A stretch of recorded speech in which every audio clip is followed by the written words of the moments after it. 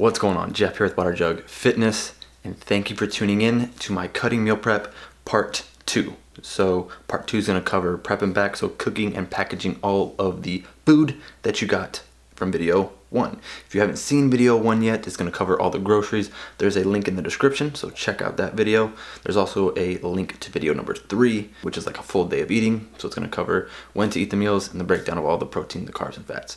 That link is in the description as well.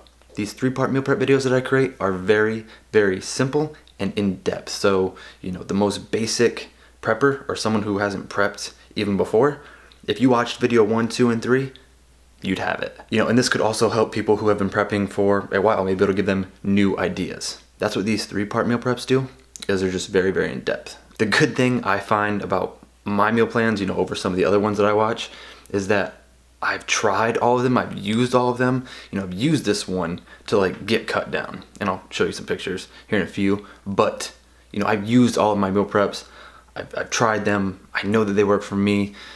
You might have to modify them slightly, but this is a good template. Anyways, also in the description, you're gonna find a link to a full printable PDF, which you can acquire if you would like a hard copy. I prefer hard copies of things so I can make my own notes. I can add, I can make adjustments as I would like. So it's gonna cover the groceries, the cooking utensils, the cooking instructions, how to package the meals, when to eat the meals, the breakdown of all the calories, so the protein, the carbs, the fats. It's also gonna have a Monday, Tuesday, Wednesday, Thursday, their own little sheets so that you can move meals around, you can make notes. I wanted to make that available to you. So again, there's a link in the description. You can check that out and again, get it if you would like. But I know this video is long enough. Hopefully it will not put you to sleep. I try to do my best to, make these videos somewhat entertaining. I'm gonna stop talking now and I hope you guys enjoy. Okay, here's a quick shot of all the groceries purchased for this prep. If you want a full recap, make sure to check out video number 1. There is a link in the description. And then here are all the cooking utensils. I have 10 16-ounce meal prep containers. I have 1 medium snapware container. I have 5 3-compartment meal prep containers. I have some Flavor God seasoning, some oven mitts, some tin foil, a strainer, a large mixing bowl, a cutting board, a knife set, a spatula, a 3-slotted spoon, a measuring cup set, a large saute pan, 2 large cookie pans, a rice cooker, a food scale, and a large cooking pot. So I am going to start off by rinsing my chicken. I get a lot of crap for doing this, but guys, it's slimy, it's gooey. The packaging, I don't know how long it's been sitting in there. I would rather take the risk and rinse off some of that nasty stuff that's on it and then wipe down my entire kitchen than not do it. So it's up to you. But then I'm going to trim off any of the excess fat on the chicken. Do the best you can. You might cut off a little bit of meat while trying to cut off the fat, but like I said, just do the best you can at limiting that. Some pieces will be fattier than other pieces.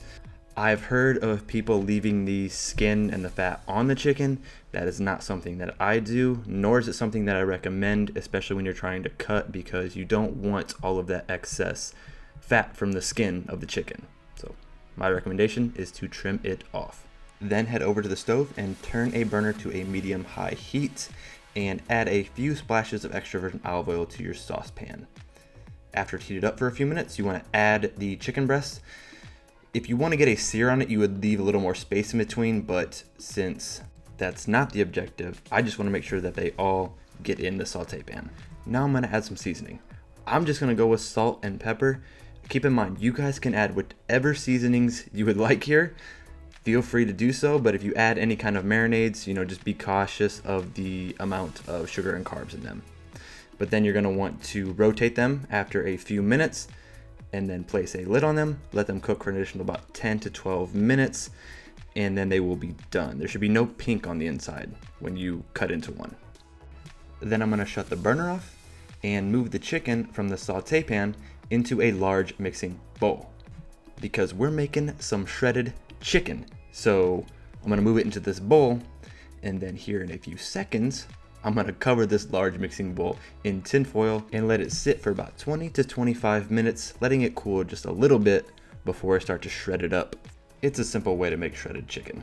While I'm waiting on the chicken to finish, I'm gonna move to the beef. So on the stove, I'm gonna turn the burner to a medium-high heat, and in my saute pan, yes, I washed it, I'm going to add a few splashes of extra virgin olive oil, and then I'm going to add the lean ground beef, the 96.4 ground beef. Then I'm gonna add some seasoning. Again, I'm gonna go with salt and some pepper. Here is again where you guys can pick whatever seasonings you would like. And then I'm also gonna add some Flavor God Everything Spicy because I want this to be a little bit spicy. If you guys haven't tried Flavor God, I highly recommend it. It's one of my favorites. And then with a spatula, I'm gonna mix this all up, just breaking it apart to ensure that it can cook thoroughly. Then place a lid on it and let it cook for about 5 to 6 minutes. And then after 5 to 6 minutes, take the lid off, and with the spatula, again, mix it around, breaking it apart to ensure it cooks thoroughly. You wanna make sure that it's all cooking the same. Then again, you're gonna wanna place a lid on it. This time, let it cook for about 10 minutes. Shut the burner off, let it cool for just a little bit, maybe about 5 minutes. Then in a strainer, I'm gonna drain the grease from the beef. I have a bowl in the bottom of the strainer to catch the grease because the grease is not good for the sink. I'm not a grease doctor or a sink doctor, but it cannot be good to dump grease down the drain. Then I'm gonna move the strained beef into a different bowl or container, and that is it for the beef.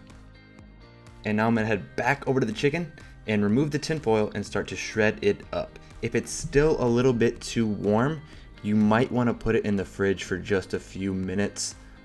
If it's not that warm, then again, like I said, you can start to shred it up. I'm just using my hands.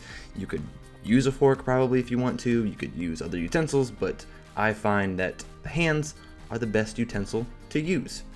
And you can see that I'm shredding it up into fairly small pieces, so just keep that in mind. Then I'm gonna head to the stove, turn the burner to a medium-high heat, and in my saute pan, add some extra virgin olive oil and add the shredded chicken. And then I'm gonna take my Frank's Red Hot and add it generously. Again, here's where you can add whatever type of marinade you would like, but for me, I like Frank's, I like the taste, it's low in calories, so that's my choice for these wraps that I'm making, these shredded chicken wraps. And then I'm gonna mix it around with some tongs, making sure that each piece gets covered. No piece left behind, guys. Make sure it all gets covered. And then I'm gonna spread it out evenly, let it cook for about 5 minutes just to get a little sear on it. Shut the burner off and move the chicken into the large bowl that I had it shredded in, or you can put it in a different container, it's up to you. But then that is it for the shredded chicken. Now we're gonna move on to some veggies. So in a strainer, I'm gonna put the broccoli in the strainer and rinse off any dirt, that was on the broccoli. You rinse vegetables, that's what you do. Then I'm gonna head over to the cutting board and cut the broccoli into smaller pieces. I'm not gonna eat the very end of the stem or the stalk, whatever you wanna call that, but I will eat the rest of it. Shout out to my subs who commented in several of my videos saying you should try to eat that piece because that piece is delicious. So shout out to you guys. I do read your comments. I love to see your guys' feedback. So if you ever think that I don't take your guys' feedback into consideration, I do. And I use it.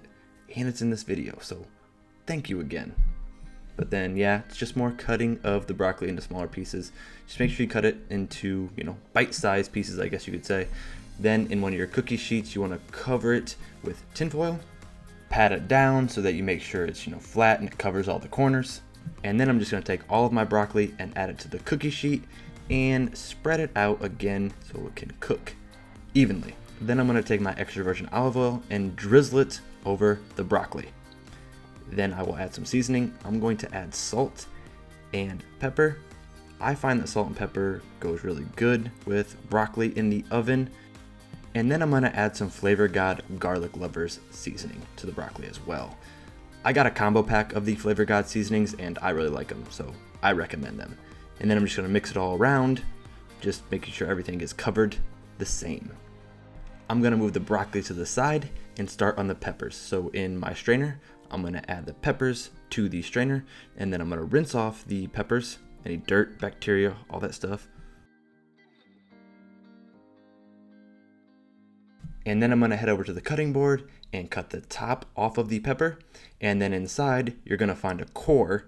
You're gonna wanna also cut that core out and try to pull as many of the seeds out as you can, but don't worry about getting all of them out because we will go back to the sink, back to the strainer, and rinse them out to make sure you get them all. So again, just do your best initially, but just know that you're gonna rinse them out anyways. Once you're done, you're gonna wanna head back to the sink, and as I stated, you're gonna wanna rinse out any of the seeds that might be left over. So I guess technically you didn't need to wash them initially or rinse them initially, but you know, what does it hurt? Then I'm gonna preheat the oven to 400 degrees and head back to the cutting board while the oven is preheating and cut the peppers into smaller slices or pieces. And I don't know if I've said this yet, guys, but I am not a chef. So if you haven't figured that out, my ways might not be always the proper way or the correct way, you would say, I guess, but it gets the job done. You just want to cut the peppers into smaller pieces. However you get there is fine with me. Now you'll want to get your other large cookie sheet, and just as you did with the broccoli, you want to cover it with tinfoil, pat it down, make sure it's all on the sides. Then I'm going to take the peppers and move them to the cookie sheet, spread them out evenly, again, just as the broccoli. I'm going to drizzle the peppers with some extra virgin olive oil and then add some seasonings. So again, I'm going with salt and pepper. Your choice. If there's a different seasoning, maybe you like garlic, maybe you like something else, I don't know, you can add it here. Then I'm gonna mix it all around and cover it evenly. It's repetitive, but I bet you guys won't forget it. Then I'm gonna place the broccoli and the peppers in the oven for 15 to 20 minutes. Moving on to the eggs, I'm gonna take the 24 eggs and place them in a large cooking pot, preferably larger than this cooking pot. I should have used a bigger one. They didn't come out the best, but you live and you learn. I'm going to add water until they are fully submerged, as you can see in this demonstration. Then I'm gonna head to the stove and turn the burner to a high heat. And as I'm waiting for the eggs to come to a boil, I'm gonna pull the broccoli and the peppers because they will be done. And then the eggs will start to boil, and I'm gonna shut the burner off, place a lid on them, and let them cook for 15 to 20 minutes. Moving on to the rice. In my rice cooker, I'm going to place 2 cups in the rice cooker. I did not rinse the rice. I'm sure I'm gonna get crap for that as well. Some bags say you don't have to rinse it, some say you do. I've never rinsed it, I've never had any issues, but you can rinse it if you would like. Then I'm going to add 4 cups of water. If it's 2 cups dry rice, it's 4 cups water. And these rice cookers are pretty handy if you eat a lot of rice. I'm just gonna place it back in there, turn it on, set it to brown rice, put the lid on it, and let it go for about 40 minutes or until it's done. And then I'm gonna move back to the eggs. I'm gonna drain out the water, and then I'm gonna go ahead and add cool water. Where I think I messed up is the cool water. It wasn't cold enough. I should have added ice cubes. I've done ice cubes in the past. I would add the ice cubes, let it sit for like 20 minutes, and then they're much easier to peel. Here, I'm having a much more difficult time peeling them. Again, you live and you learn. But then I'm actually using a cup, and I'm filling it with a little bit of water, and I'm shaking it. I don't know if you've ever seen this way of peeling an egg. It's supposed to be easier. Again, I think if I would have added ice cubes and let it sit, it probably would have been, but I didn't do it this time. So next time I will be sure to add the ice cubes, and I recommend that you guys add the ice cubes and let it sit for 15-20 minutes. Really let them cool before you try to peel them. So now that all the eggs are peeled, I'm gonna cut 19 of them in half and remove the yolks and place them into my little Snapware container, because each morning I'm gonna have 3 egg whites and 1 egg. So then that leaves 5 eggs where I just place it in the container. So again, hopefully that's not too confusing. 19 of the eggs, you cut in half, remove the yolk. The other 5, you just place in the Snapware. Now it's time to package the meals up. Hopefully most of the cooking instructions made sense to you guys. As you do these types of prep more, they do get easier over time. Then I'm setting out my 3 compartment meal prep containers, and I'm gonna get a ½ cup scoop of rice and place it into each container, as you can see here. And then I'm gonna fast forward it so that you don't have to watch all of it. in normal speed. And then I'm gonna switch up the camera angle on you guys and move on to the beef. I know meal prepping might not be the most exciting, so hopefully you're still with me and you haven't fell asleep yet. But like I said, onto the beef. So I'm gonna take my measuring cup, I have a half cup, and I'm gonna measure out 7 to 8 ounces of beef and place it over the rice. If you don't have these 3-compartment meal prep containers, don't worry. Just, you could have a single compartment and you just place the rice down, you place the beef, and then you place the broccoli, or whatever you have. It can work. You don't have to have the 3-compartment meal prep containers. Yes, they're nice. Yes, they help. And they're not that expensive. You can get them. But, if you don't have them, it's not the end of the world. Onto the broccoli. I'm going to measure a cup to a cup and a half of broccoli for each meal. Also, guys, I'm not in contest prep. This is just to kind of help people cut, or it helps me cut specifically. So it might not be 100%, exact, but it's going to be very, very close when it comes to the macros. And then here is a shot of all the meals. So again, it's a half cup of the brown rice, 7 to 8 ounces of the lean ground beef, and a cup to a cup and a half of broccoli. Then I'm going to get out my slightly smaller containers and move on to the shredded chicken and the peppers. These smaller containers I got from Flavor God. It was like a variety pack. So the only reason I'm shouting them out is because I use their products and I love their products. So shout out to Flavor God. But with the shredded chicken, I just have my little measuring cup there. And I'm going to measure out 8 ounces of chicken, or the shredded chicken. And then I'm just going to place it into my container and repeat this step for the following 4 containers. And as I'm speeding through this, I will note that all of these meals get stored in the fridge. So I don't freeze any of my meals. I've heard of people doing it. I just particularly don't like the way that meals taste when they're thawed out. So I find that these meals keep fine for 5 to 6 days. So there you go. I put all mine in the fridge. Then I will move on to the peppers. I'm going to take my measuring cup and scoop out about a cup to a cup and a half of peppers. You really can't overdo it when it comes to vegetables and cutting. Actually, you probably can. So let's just say it would be really hard to overdo it. Then for a quick recap, I have 8 ounces of the shredded chicken and a cup to a cup and a half of the peppers. And these will actually be made into wraps, but you'll have to watch video 3 to see how I eat the meals. And we're not quite done yet. The last little meal that I have to package is a side salad. So I'm going to take 2 of the hearts of romaine lettuce stalks, or whatever you want to call them, and I'm going to rinse them off. And once they're rinsed off, I'm just going to place them back on my cutting board. And then I'm going to grab the fresh spinach, and I'm also going to rinse some of that. So I'm going to take a couple handfuls of the spinach and throw it in the strainer, rinse it off, and then just put it into a large container or large mixing bowl for the time being, and I'll come back to it. So I'm going to go to the cutting board with my lettuce and just proceed to cut it into smaller pieces, but I stop about 1 inch to 2 inches away from the white portion, or the end. And then I'm going to mix this in with my spinach. And the reason I did both lettuce and spinach is because the greener the salad, or the leaf, usually the more nutrients it has. But I like the crunch of the actual lettuce, so that's why I did both of them. Now onto the grape tomatoes. I'm just going to place them in the strainer, both packages, and rinse them off. And then I'm going to move them into another mixing bowl, a smaller mixing bowl. And then from there, I'm going to set out 5 more of those smaller meal prep containers. And then I'm going to add a few handfuls of the lettuce spinach mix. Now, as you can see, I'm not exactly measuring it out, but if you eyeballed it, it would be about 3 to 4 cups of the lettuce and spinach. And when it comes down to it, that's not where a lot of the calories are from. If you overdo it anywhere, I would like to see you overdo it with the lettuce or the salads. And then I'm gonna grab about a handful of the grape tomatoes, 10 to 12 of them, and put them in each meal. Again, here you're not really gonna go too far overboard, so it's fine. And here you can see all of the salads. I also made way too much, but it's fine. Again, you can have extra salads throughout the week.